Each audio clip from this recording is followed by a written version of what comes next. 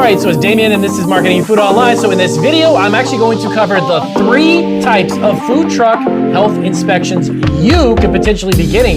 And one of them is one you definitely don't want to get. And I'm going to cover those 3 types of food truck health inspections right now.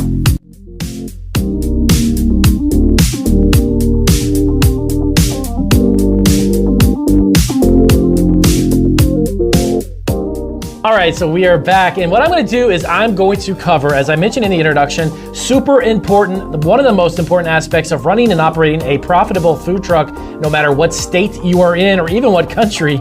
You are going to get the potential 3 types of health inspection for your food truck. Now, one of them, as I mentioned, is one that you definitely don't want to get, and that's going to be number 2. And I'm going to cover the 3 of them in just a second. And as always, if this is your first video for Marketing Food Online, welcome to my channel. I am Damien Roberti. I'm founder and CEO of Marketing Food Online. I've created Marketing Food Online after being in the food industry for almost 30 plus years.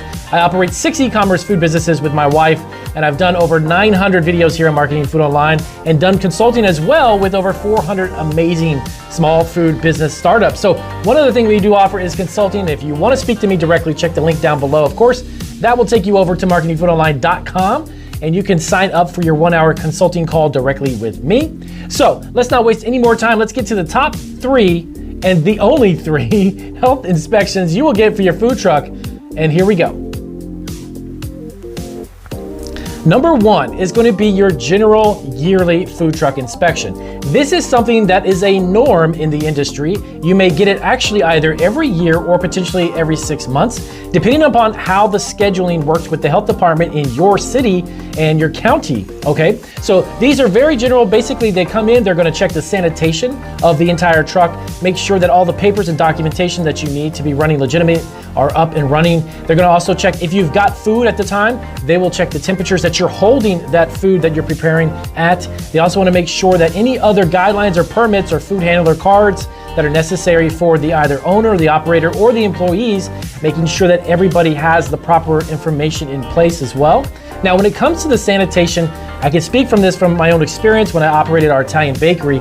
They will look through everything, every nook and cranny, hopefully, depending upon, of course, how thorough your health department is. You definitely want to make sure everything is clean and sanitized, not only just cleaned down or wiped down, but there's also a sanitation process that you should implement as well.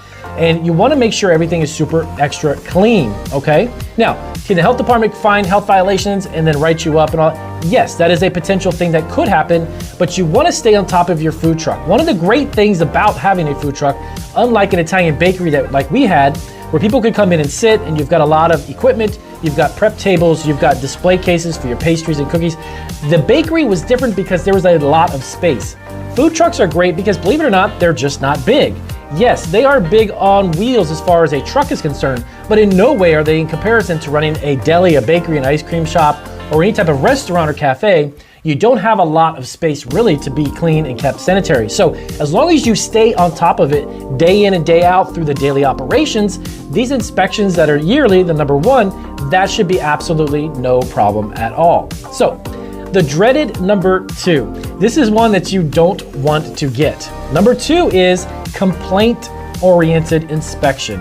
One that is triggered that will come to your food truck based on a complaint that is issued by a customer who ate with you, either through getting sick or having food poisoning or having some reaction or something that was obviously unsettling to the point that they contacted the health department and turned in your truck for a violation of some kind. Now, this is not the one that you want to get, because when they do come for those, they will look high and low and even take potential samples or look into the specific food that was served at that time for that customer. These inspections can sometimes not be scheduled at all. They will just show up and they will tell you that they have received a complaint and then go through the formalities of the paperwork, etc. But they will be on your food truck like really, really fast. They will inspect every nook and cranny again like a traditional inspection, but this time they will be looking through things with an extra fine-tooth comb and potentially writing up any type of violations that they find, okay? This is one that I, thank God, at my deli at the Italian bakery that we had, we never got any type of complaint like that. I was well aware of those because, of course, you know these things are going through the business and having them through the years. But the traditional inspection that comes every year is always something that we welcome, and we're glad that they're there to do that, but we never had a follow-up to a complaint. So number 2 is one you definitely don't want to have. And I'll pass at the end of the video, near the end, I'll actually go through a few steps that you can take to implement certain procedures and policies for you and your team, so you don't have to actually ever incur one of these types of inspections. Now, can your food truck be shut down with a complaint inspection right off the bat? It's only if the health department finds a consecutive or numerous amounts of violations that they will then make a determination based on a case-by-case basis. Now, these follow-up visits that would be for these types of complaints don't necessarily mean they're going to shut you down. But you definitely don't want to have them come and start writing up a number of these violations, because then they're going to come back again. And that leads me to number 3. So number 3 is one that you kind of want to get when they do the number 2, but the number 3 is the follow-up to that number 2 visit. And of course, when they do this, you want to make sure that all of those violations, if you had more than one or if you had a few, make sure that those are definitely addressed and they do not exist when they come back for a follow-up visit. So the third type of health inspection you could potentially get on your food truck would be the follow-up visit. Now, again, that is one that potentially will not be scheduled either. They may just show up.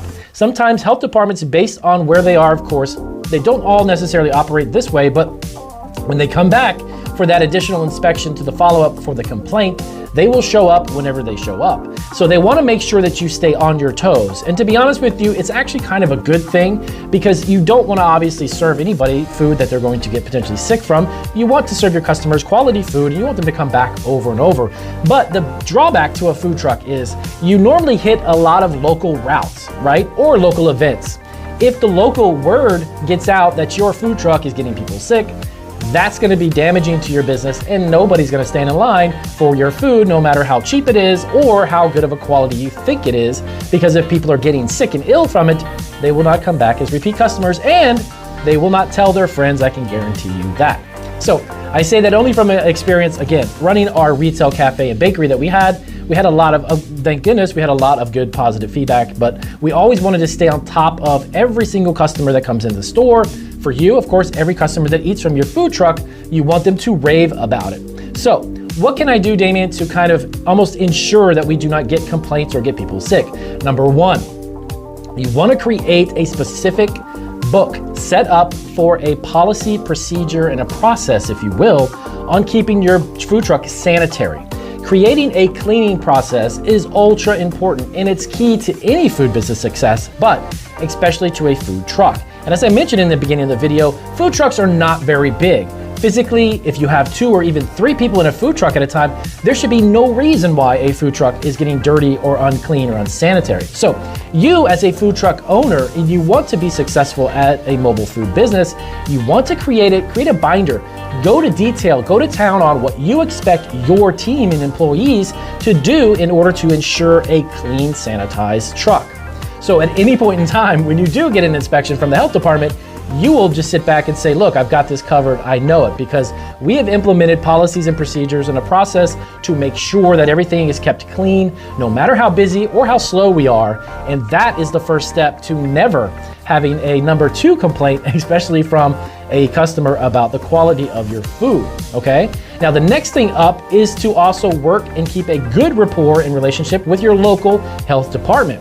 What do I mean by that? If at any point in time there's any type of relationship that you build with a health inspector or the head of the department, make sure you maybe stay on top of any new procedures or new laws that may have been implemented for the food truck itself. Now, these change and fluctuate, and of course every city and county will operate on their own. But overall, basically speaking, the idea of keeping a food truck clean and sanitary is really common sense, and it shouldn't need any additional laws or processes or procedures put in place by a city in order for you to maintain your own investment and maintain your own brand. Obviously, that's another thing you want to keep in mind. As your brand grows and people love your food truck, make sure that everyone and anyone you bring on board as an employee or as a worker within the food truck knows that this is the standard that you're going to operate your food truck from, and everything needs to be followed in line. Next up, number 2 is a checklist. not only creating a procedure to clean or implement cleaning sanitation processes, but also keeping a checklist. It's fantastic because at the end of a day, you can go through that actual checklist consistently and maintain a very high standard of cleanliness, okay? So we also have that here in our facility where we operate our candy and snack business. We have a process by which we clean things and keep them sanitized, and every single week we go through that and check it out. So there's nothing wrong with having checklists. They are fantastic. You can, based upon the equipment you have, the space that you have, or the processes for you to make your food product, go through and create a specific checklist for those particular items and make sure that they're cleaned and wiped down.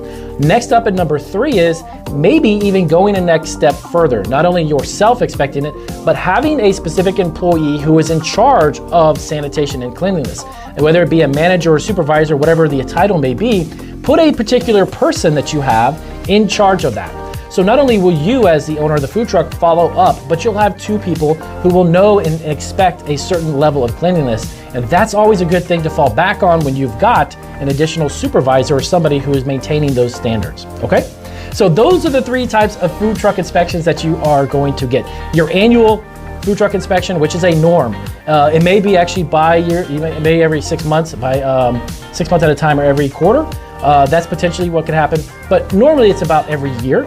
And of course, number 2 is the complaint inspection, which you don't want to get, trust me. And number 3 is the follow-up to the complaint inspections. Those are the 3 types of inspections you will get from the health department. So if that was helpful, as always, let me know down below. If you have any comments about food trucks and health inspections, let us know. We'll try to jump on it as quick as we can. We'll get the team to create some question and answer videos for you.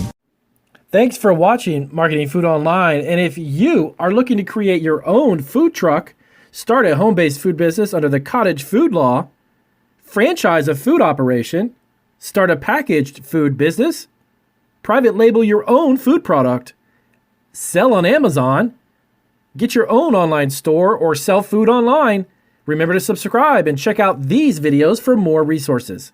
Take care.